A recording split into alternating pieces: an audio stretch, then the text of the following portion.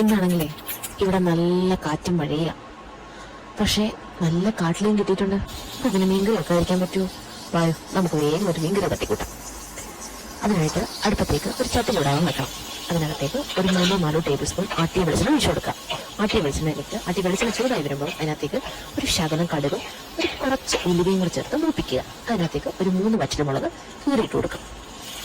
അതൊന്ന് ചൂടായി ഒന്ന് കടുകൊക്കെ ഒന്ന് പൊട്ടി നമ്മുടെ ഉലുവയൊക്കെ ഒന്ന് മൂത്ത് വരുന്ന സമയത്ത് ഒരു 2 കുടം വെളുത്തുള്ളിയും ഒരു വലിയ കഷ്ണം ഇഞ്ചിയും 2 പച്ചമുളകും ഒരു 5 ചെറിയ ഉള്ളിയും കൂടെ ഒന്ന് ചതച്ചെടുത്തത് അതിനകത്തേക്ക് ഇട്ട് കൊടുത്ത് അതൊന്ന് മൂത്ത് വരുന്നൊരു പരിവാകുമ്പോഴത്തേക്ക് നമ്മളൊരു പാത്രത്തിനകത്ത് ചെറിയ ചൂടുവെള്ളത്തിൽ ഒരു 4 കുടമ്പുളും അത് നന്നായിട്ടൊന്ന് സോക്ക് ചെയ്യാനായിട്ട് വെച്ചിട്ടുണ്ട്. ആ സോക്ക് ചെയ്യാൻ വെച്ചേക്കുന്ന നമ്മുടെ പുളിയെ എടുത്തൊന്ന് കീറിയിട്ട് കൊടുക്കാം. കീറി ആ വെള്ളവും കൂടി ചേർത്ത് ഒഴിച്ചു കൊടുത്തതിന് ശേഷം അതിനകത്തേക്ക് ഒരു തക്കാളിപ്പഴം നീളത്തിലരിഞ്ഞ് അതും ചേർത്ത് കൊടുക്കാം.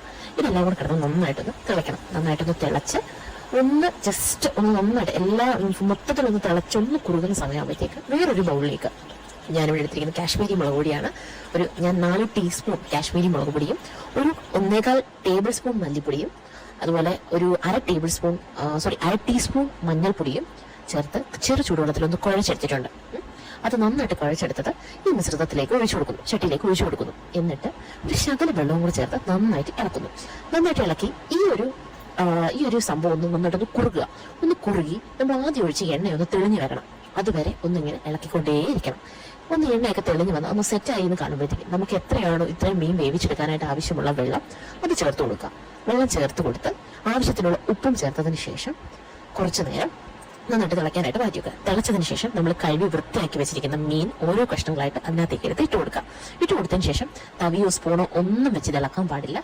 2 തുണി വെച്ച് ഈ ചട്ടിയെ നന്നായിട്ടൊന്ന് കറക്കി കൊടുക്കുക. എല്ലാ സ്ഥലങ്ങളിലേക്കും ഈ ഒരു ഈ ഒരു ചാറത്തണം ആ രീതിയിൽ നന്നായിട്ടൊന്ന് കറക്കി കൊടുക്കുക. നന്നായിട്ടൊന്ന് കറക്കിയതിന് ശേഷം പിന്നെ ആ ചട്ടി ഒന്ന് അടച്ച് വെച്ച് വേവിക്കുക. 15 മുതൽ 20 മിനിറ്റ് വരെ മീൻ വേവണം. പ്രത്യേകിച്ച് കാട്ടില 20 മിനിറ്റ് വരെ വേവണം.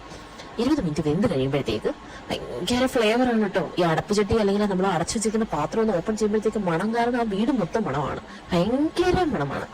അതങ്ങോട്ട് തുറന്നു കഴിയുമ്പോഴത്തേക്ക് നമുക്ക് കാണാൻ പറ്റും നന്നായിട്ട് തിളയ്ക്കുന്നത് കിടന്നു. ഇപ്പൊ തിളച്ചിട്ടേ ഉള്ളൂ. ഇനി അടുത്തൊരു സ്റ്റേജ് എന്ന് വെച്ചാൽ ഈ തിളച്ച് വരുന്ന ആ ഒരു ചാറും വറ്റി ഒരു കുറാന്നുള്ള ടെക്സ്ചറിലേക്ക് ഈ മീൻകറി മാറണം. അടുത്ത് വീണ്ടും നമ്മൾ 5-10 മിനിറ്റത്തേക്ക് അടച്ചു വെക്കുക. ചെറിയ ഫ്ലെയിമിലേ വെക്കാം. ഫ്ലെയിം കുറയ്ക്കുന്ന കാര്യം മറക്കരുത്. ചിലപ്പോൾ അടുക്കി പിടിക്കും. അതുകൊണ്ട് ഫ്ലെയിം കുറച്ച് വെച്ച് വേവിക്കാം. 10 മിനിറ്റ് കഴിയുമ്പോഴത്തേക്ക് വീണ്ടും ഇതൊന്ന് കുറുകി കഴിയുമ്പോൾ വീണ്ടും ഒരു 5 മിനിറ്റ് കൂടെ അങ്ങനെ അതേ പൊസിഷനിൽ തന്നെ നമ്മൾ വീണ്ടും വെച്ച് ഒന്നും കൂടെ വേവിക്കാം. വേവിച്ച് കഴിയുമ്പോഴത്തേക്ക് നന്നായിട്ട് കുറുകി കഴിയും. അപ്പൊ സ്റ്റൗ ഓഫ് ചെയ്തിട്ട് അതിന്റെ മുകളിലേക്ക് ഒരു 2 നമ്മൾ കറിവേപ്പില ഉണ്ടെങ്കിൽ ഇട്ട് കൊടുക്കുക. ഇല്ലെന്നുണ്ടെങ്കിൽ ഇടണ്ട. എന്റെ കയ്യിൽ ഇല്ലായിരുന്നു, തൊട്ട് ഇട്ടിട്ടില്ല. ഉണ്ടെങ്കിൽ ഇട്ട് കൊടുക്കുക. ഇട്ടതിന് ശേഷം അടച്ചു വെക്കുക.